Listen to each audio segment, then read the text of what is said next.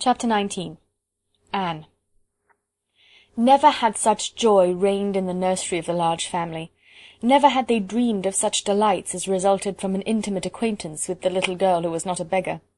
The mere fact of her sufferings and adventures made her a priceless possession. Everybody wanted to be told over and over again the things which had happened to her. When one was sitting by a warm fire in a big, glowing room, it was quite delightful to hear how cold it could be in an attic. It must be admitted that the attic was rather delighted in, and that its coldness and bareness quite sank into insignificance when Melchizedek was remembered, and one heard about the sparrows and things one could see if one climbed on the table and stuck one's head and shoulders out of the skylight. Of course, the thing loved best was the story of the banquet and the dream which was true. Sarah told it for the first time the day after she had been found.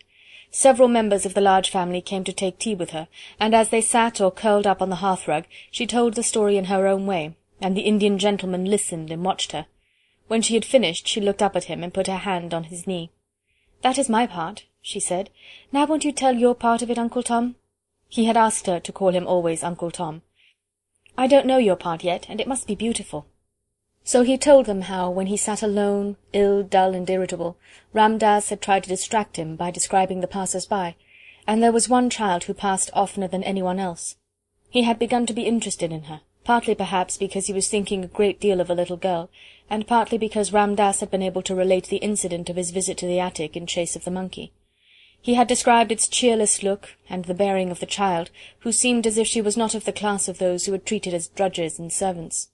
Bit by bit Ram Dass had made discoveries concerning the wretchedness of her life.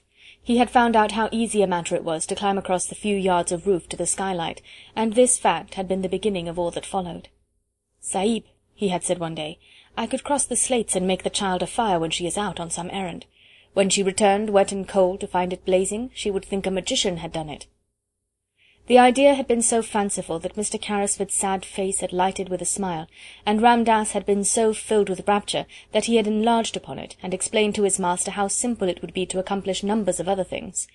He had shown a childlike pleasure and invention, and the preparations for the carrying out of the plan had filled many a day with interest which would otherwise have dragged wearily. On the night of the frustrated banquet Ram Dass had kept watch, all his packages being in readiness in the attic which was his own, and the person who was to help him had waited with him, as interested as himself in the odd adventure. Ram Dass had been lying flat upon the slates, looking in at the skylight, when the banquet had come to its disastrous conclusion. He had been sure of the profoundness of Sarah's wearied sleep, and then, with a dark lantern, he had crept into the room, while his companion remained outside and handed the things to him. When Sarah had stirred ever so faintly, Ram Dass had closed the lantern-slide and lain flat upon the floor. These and many other exciting things the children found out by asking 1,000 questions. "I am so glad," Sarah said. "I am so glad it was you who were my friend." There were never such friends as these two became. Somehow they seemed to suit each other in a wonderful way. The Indian gentleman had never had a companion he liked quite as much as he liked Sarah. In a month's time he was, as Mr. Carmichael had prophesied he would be, a new man. He was always amused and interested, and he began to find an actual pleasure in the possession of the wealth he had imagined that he loathed the burden of. There were so many charming things to plan for Sarah. There was a little joke between them that he was a magician, and it was one of his pleasures to invent things to surprise her.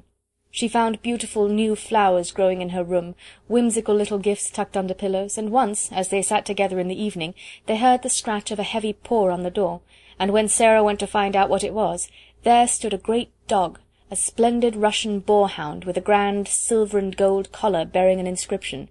"I am Boris," it read. "I serve the Princess Sarah." There was nothing the Indian gentleman loved more than the recollection of the little princess in rags and tatters. The afternoons in which the large family, or Ermengarde and Lottie, gathered to rejoice together were very delightful, but the hours when Sarah and the Indian gentleman sat alone and read or talked had a special charm of their own. During their passing many interesting things occurred. One evening Mr. Carrisford, looking up from his book, noticed that his companion had not stirred for some time, but sat gazing into the fire. "What are you supposing, Sarah?" he asked. Sarah looked up, with a bright colour on her cheek. "I was supposing," she said. "I was remembering that hungry day, and a child I saw." "But there were a great many hungry days," said the Indian gentleman, with a rather sad tone in his voice. "Which hungry day was it?" "I forgot you didn't know," said Sarah. "It was the day the dream came true."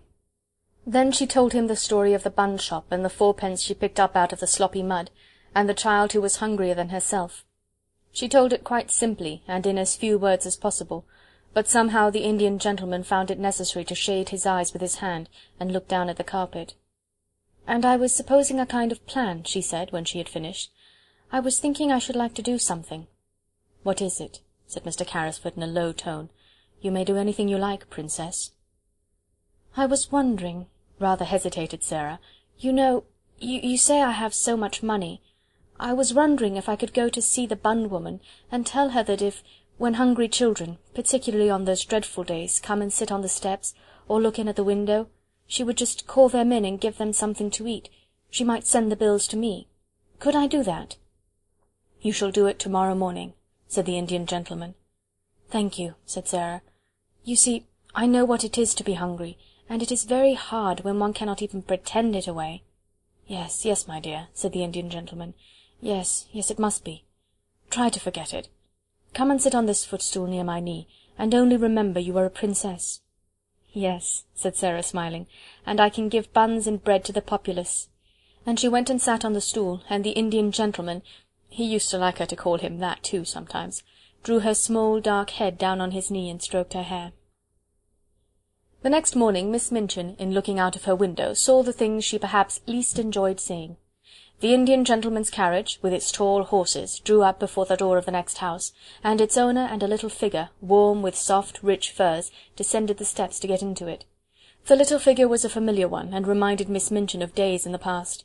It was followed by another as familiar, the sight of which she found very irritating. It was Becky, who in the character of delighted attendant always accompanied her young mistress to the carriage, carrying wraps and belongings. Already Becky had a pink, round face. A little later the carriage drew up before the door of the baker's shop, and its occupants got out, oddly enough, just as the bun woman was putting a tray of smoking hot buns into the window. When Sarah entered the shop, the woman turned and looked at her, and, leaving the buns, came and stood behind the counter. For a moment she looked at Sarah very hard indeed, and then her good-natured face lighted up.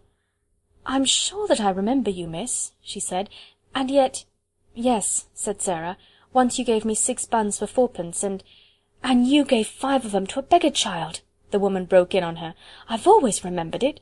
I couldn't make it out at first." She turned round to the Indian gentleman and spoke her next words to him. "I beg your pardon, sir, but there's not many young people that notices a hungry face in that way, and I've thought of it many a time. Excuse the liberty, miss," to Sarah, "but you look rosier and, well, better than you did that— "I am better, thank you," said Sarah, "and I am much happier, and I have come to ask you to do something for me." "Me, miss?" exclaimed the bun woman, smiling cheerfully. "Why, bless you! Yes, miss, what can I do?" And then Sarah, leaning on the counter, made her little proposal concerning the dreadful days and the hungry waifs and the buns. The woman watched her and listened with an astonished face. "Why, bless me," she said again, when she had heard it all, "it'll be a pleasure to me to do it. I'm a working woman myself, and cannot afford to do much on my own account, and there's sights of trouble on every side, but if you'll excuse me, I'm bound to say I've given away many a bit of bread since that wet afternoon, just along o' thinking of you, and how wet and cold you was, and how hungry you looked, and yet you gave away your hot buns as if you was a princess." The Indian gentleman smiled involuntarily at this, and Sarah smiled a little too, remembering what she had said to herself when she put the buns down on the ravenous child's ragged lap. "She looked so hungry," she said. "She was even hungrier than I was." "She was starving," said the woman. "Many's the time she's told me of it since, how she sat there in the wet, and felt as if a wolf was a-tearing at her poor young insides." "Oh, have you seen her since then?" exclaimed Sarah. "Do you know where she is?" "Yes, I do," answered the woman, smiling more good-naturedly than ever. "Why, she's in that there back room, miss, and has been for a month. And a decent, well-meaning girl she's going to turn out, and such a help to me in the shop and the kitchen as you'd scarce believe, knowing how she's lived." She stepped to the door of the little back parlour and spoke, and the next minute a girl came out and followed her behind the counter. And actually it was the beggar child, clean and neatly clothed, and looking as if she had not been hungry for a long time. She looked shy, but she had a nice face, now that she was no longer a savage, and the wild look had gone from her eyes. She knew Sarah in an instant, and stood and looked at her as if she could never look enough. "You see," said the woman, "I told her to come when she was hungry, and when she'd come I'd give her odd jobs to do, and I found she was willing, and somehow I got to like her, and the end of it was I've given her a place and a home, and she helps me, and behaves well, and is as thankful as a girl can be. Her name's Anne. She has no other." The children stood and looked at each other for a few minutes, and then Sarah took her hand out of her muff, and held it out across the counter, and Anne took it, and they looked straight into each other's eyes. "I am so glad," Sarah said, "and I have just thought of something. Perhaps Mrs. Brown will let you be the one to give the buns and bread to the children. Perhaps you would like to do it, because you know what it is to be hungry too." "Yes, miss," said the girl. And somehow Sarah felt as if she understood her, though she said so little, and only stood still and looked after her as she went out of the shop with the Indian gentleman, and they got into the carriage and drove away. End of Chapter 19. End of A Little Princess by Frances Hodgson Burnett.